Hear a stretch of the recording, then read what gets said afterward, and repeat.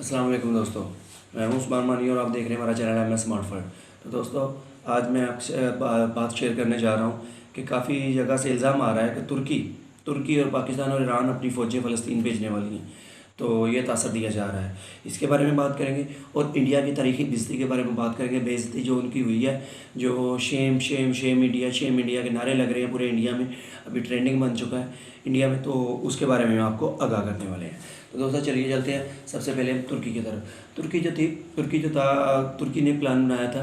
तुर्की ने और ईरान ने और पाकिस्तान ने ये प्लान बनाया था कि इन्होंने अपनी फ़ौजें भेजने का प्लान नहीं बनाया था, इसराइल से जंग करने का प्लान नहीं बनाया था।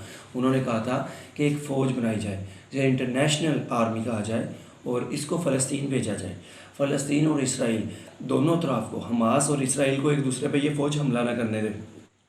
अगर कोई इंटरनेशनल फ़ौज वहाँ पे मौजूद होगी तो ना इसराइल हमला करेगा ना हमास हमला करेगा, और इस फ़लस्तीन में अमन कायम किया जाए और फ़लस्तीन के लोगों को रिलीफ मिले, और फिर मुज़ाकरात के ज़रिए ये फ़लस्तीन को एक अलहदा रियासत तस्लीम कर लिया जाए। तो दोस्तों, मैं आपको बताता चलूँ कि फ़लस्तीन और इसराइल का झगड़ा भी यही है कि इसराइल को फ़लस्तीन नहीं तस्लीम करता और फ़लस्तीन को इसराइल तस्लीम नहीं करता। तो ये तो बात होगी फ़लस्तीन और इसराइल की। और तुर्की प्लान ये कर रहा है कि इंटरनेशनल फ़ौज बनाई जाए ताकि अमन कायम हो सके, ताकि हम दोनों को रोक सकें, हमास को भी अटैक करने से रोक सकें, इसराइल को भी अटैक करने से रोक सकें। इंटरनेशनल फ़ौज की मौजूदगी में कोई भी मुल्क उस पर हमला नहीं करेगा, तो इस तरह अमन कायम होगा और फिर मुज़ाकरात के ज़रिए बातचीत का हल किया जाए।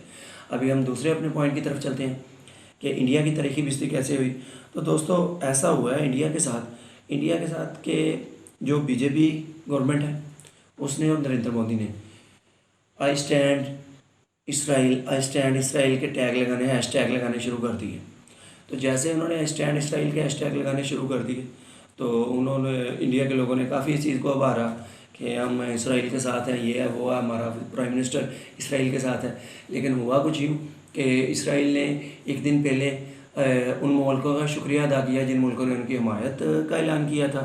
उसमें अमेरिका आता है, बरतानिया आता है, फ्रांस आता है, अल्बानिया आता है, और चिली आता है, यूक्रेन आता है, और इस तरह के छोटे ब्राज़ील भी आता है, ऑस्ट्रेलिया आता है, ऑस्ट्रिया आता है।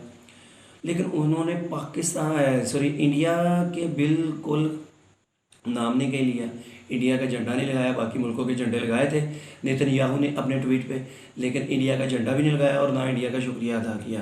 जिस पर बीजेपी वालों ने उनसे सवाल पूछा कि इंडिया आपकी फेवर इतनी कर रहा है, लेकिन आपने इंडिया का झंडा क्यों नहीं लगाया, आपने इंडिया का शुक्रिया अदा क्यों नहीं किया।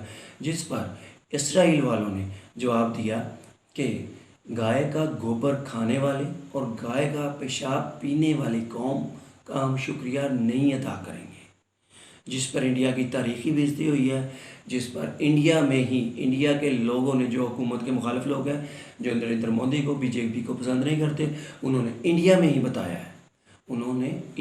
बताया है कि इंडिया शेम ऑन यू के नारे लगाने शुरू कर दिए हैं, इंडिया शेम ऑन यू की सोशल मीडिया कैंपेन चलानी शुरू कर दी है, और मोदी को काफ़ी ज़्यादा इसका नुकसान हुआ है, उसकी मकबूलियत में काफ़ी ज़्यादा कमी हुई है। और जो नाकस पॉलिसी कोरोना में मोदी ने इख्तियार की थी, उसकी वजह से भी मोदी के अब जो मोराल था, मोदी का जो हैसियत बनी हुई थी इंडिया में, वो ख़त्म होती जा रही है, उसके लेवल में कमी आती जा रही है, इन उसको लोग पसंद करना छोड़ गए हैं।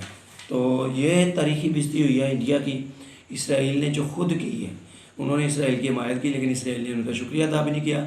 उनको पंजाबी में बताता हूँ कि न तिन्ना च गिनिया न तेरह च गिनिया। ऊपर से ये कहा कि गाय के गोबर खाने वालों को हम पसंद नहीं करते, या गाय के गोबर खाने वालों की हैसियत क्या है कि वो हमसे ये सवाल करें। तो दोस्तों, इसके साथ ही इनबॉक्स में आप भी फ़लस्तीन के मामले पे क्या कहते हैं, अपनी राय का इजहार ज़रूर कीजिए। पाकिस्तान को क्या स्टैंड लेना चाहिए, इस बारे में भी आगाह कीजिए। अल्लाह हाफ़िज़।